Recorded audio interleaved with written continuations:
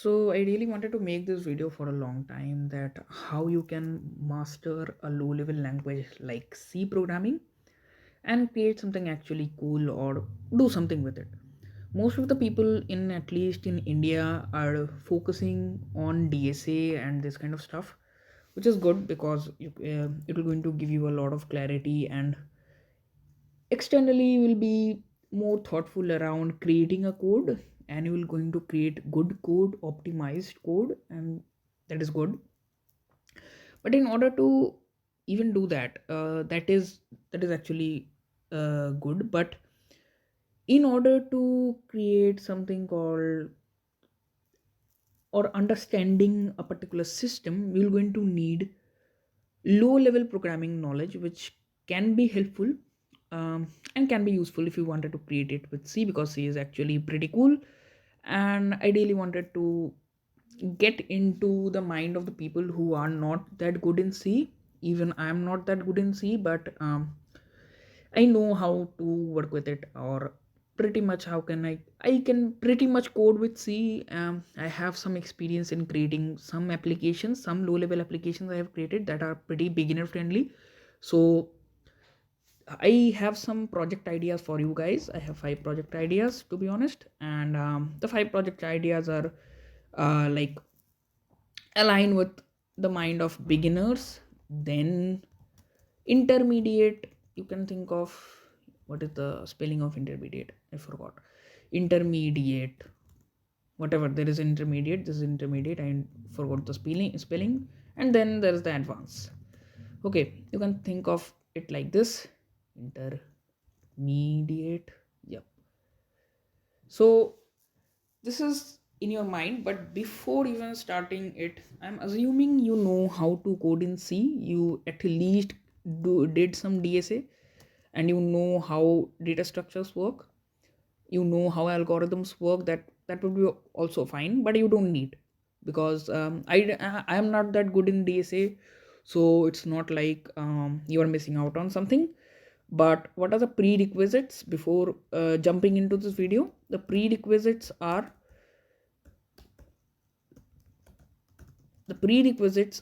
I forgot the spelling of prerequisites again, but yeah, the prerequisites are hands-on experience on creating C programs. These are not typical creating C programs.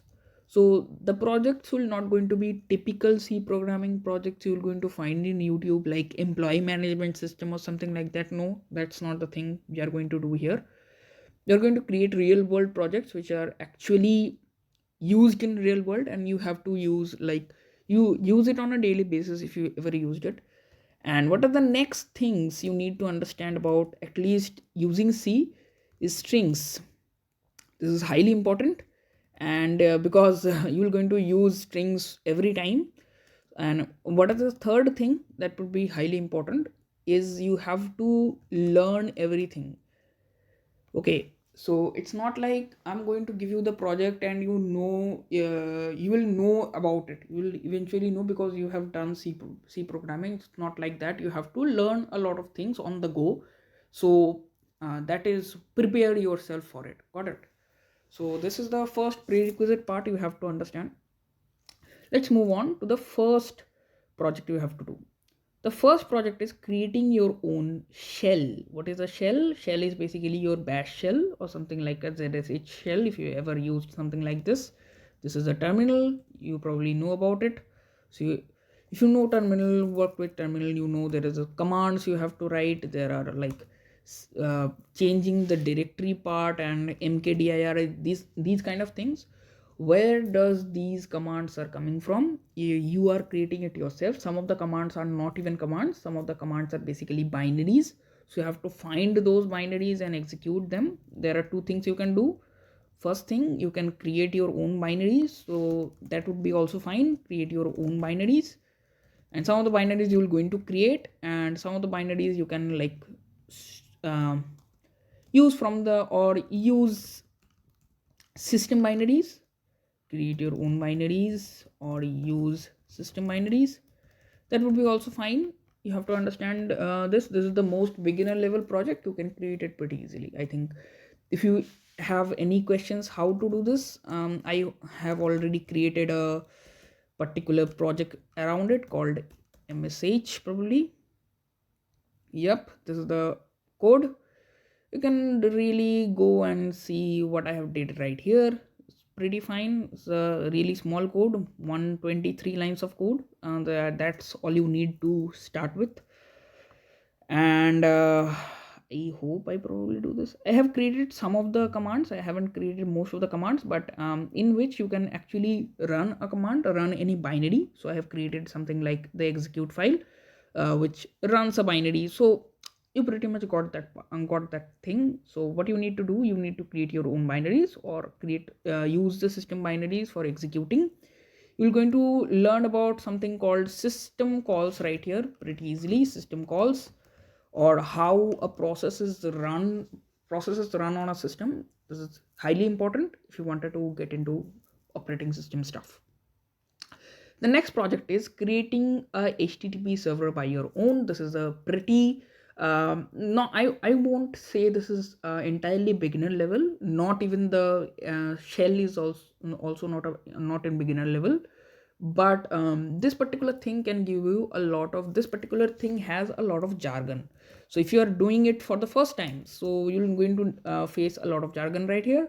What are the jargons? Probably the socket programming. You need to understand socket programming, which I really struggled with for the most amount of time. If you go here and search something in my repositories in my GitHub, if you search something called http, probably you're going to get nothing. I do have that httpc, probably the name. Yeah, httpc. I have created an http server. This one is pretty basic, but I created a lot of comments for my own understanding of what are the things I have done, so you can check it out.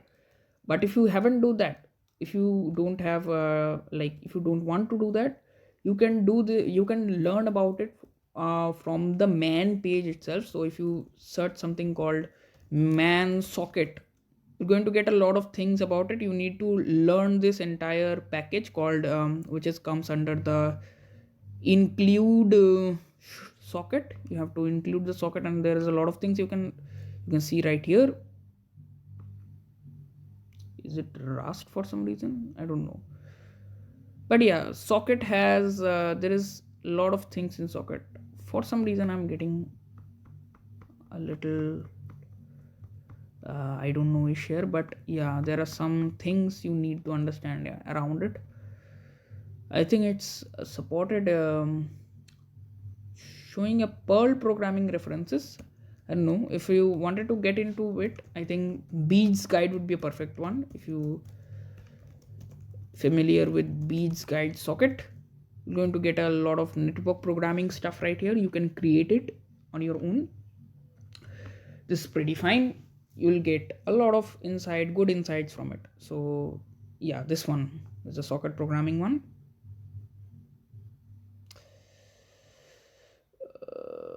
Where is it? Network concepts, probably.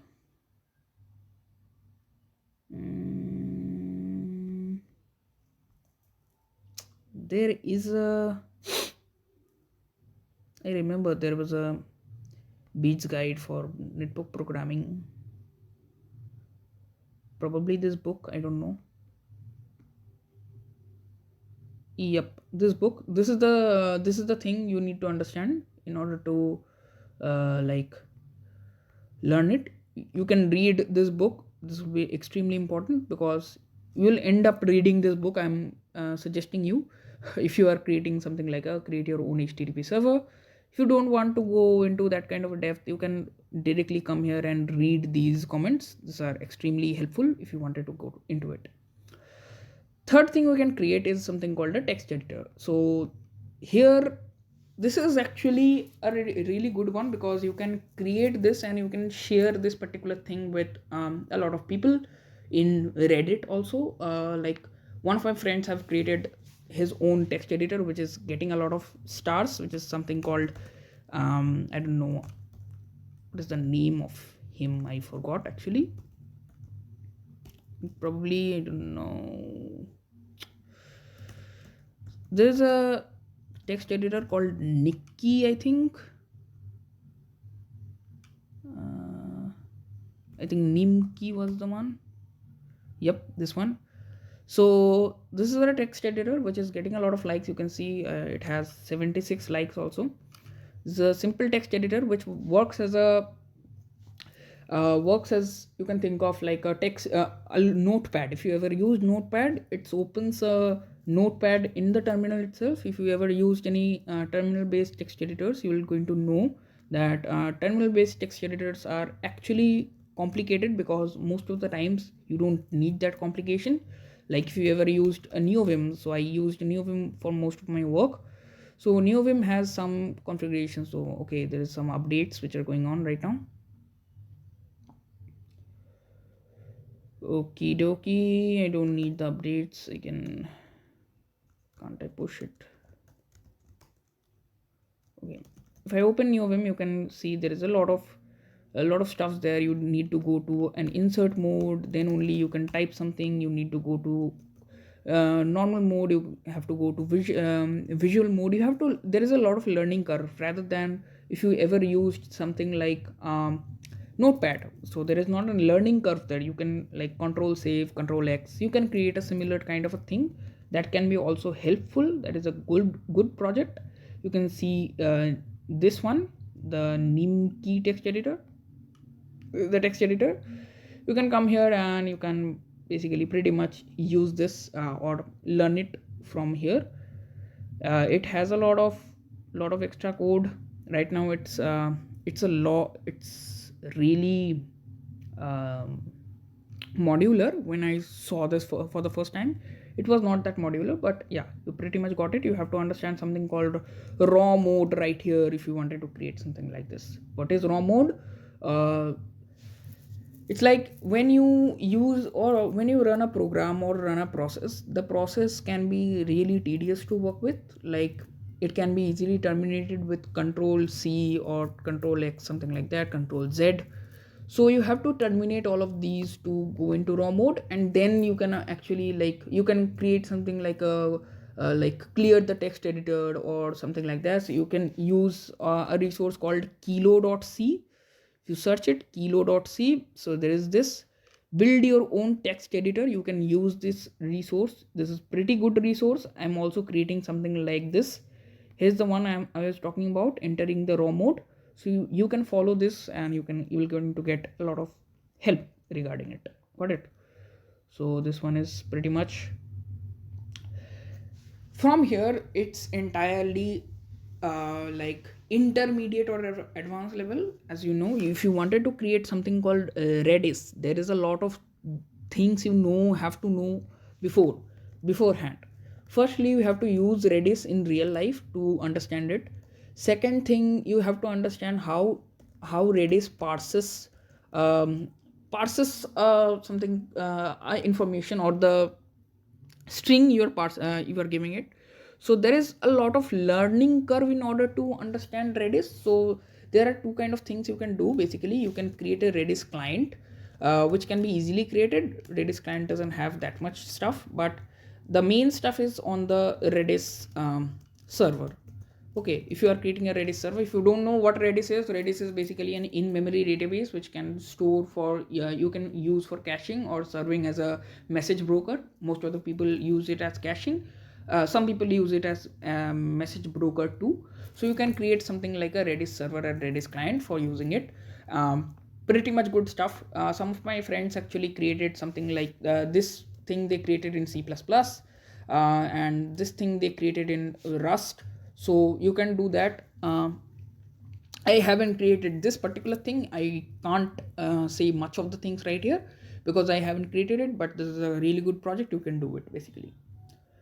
4.5, or the extra bonus project, is create your own compiler. This is highly important because this will be extremely important if you wanted to create something like your own database. If you wanted to create something called database, you have to know how to work with compilers, because in database also you will compiling the SQL code, okay, the SQL code into something like understanding it on a programmatic level. I don't know which it compiles, because I haven't read it. If you know it, please share. I don't know about it, so I'm not saying it. Okay, so you can, but eventually you have to perform an SQL operation on it. Why? How am I saying it if I don't know about it? Because if you go to SQLite, like the GitHub, and you're going to see a lot of things right here. So in SQLite GitHub, you're going to find that in the source folder there are a lot of things here, and you can see some of the lexical, if there is a lexical one. Lexical is there, but parser is certainly there. So there's this thing called parser. The lexical isn't called lexical, I think tokenizer. Token would be a one. Yes, tokenizer. So this tokenizer is nothing but what we traditionally call in compiler design, which we call it as the lexical lexical analyzer, I think, probably the name. So the lexical analyzer is nothing but just a token. So you're going to create something called tokens right here. This is for tokenization. So lexical analysis, you also do the tokenizing thing. It's not like entirely this is a foreign thing. It is actually an important thing which we use in something called compilers. So before understanding or going into databases, you need to understand something called compilers. If you know about compilers, what is the compiling thing? There is a lexical analysis you have to do. There is a, like, you have to generate the parse trees, then you have to do some type checking using something called what was the name, I don't know, I forgot. There is parse trees there, type checking is there, you have to create intermediate code generation, which is also there. Something like you have to create something called three body diagram or three body code, something like this. What is three body code? It's something like a three body sentence, I don't know, I forgot about it, but it's something like if you have a code of like 4 or 5 variables, you have to put it on the 3 variable stuff. You can learn more about it, how to do compiler design. So if you ever know compiler design, this will be important. You're going to know this is the thing I was talking about. Yeah, syntax analyzer, lexical analyzer, semantic analyzer, I was talking about the type checker. Then there's an intermediate code generation, there is code optimization, this can be extremely optional. Target code generation is something called assembly language, would be highly important. In the case of databases, this could be different. Got it? So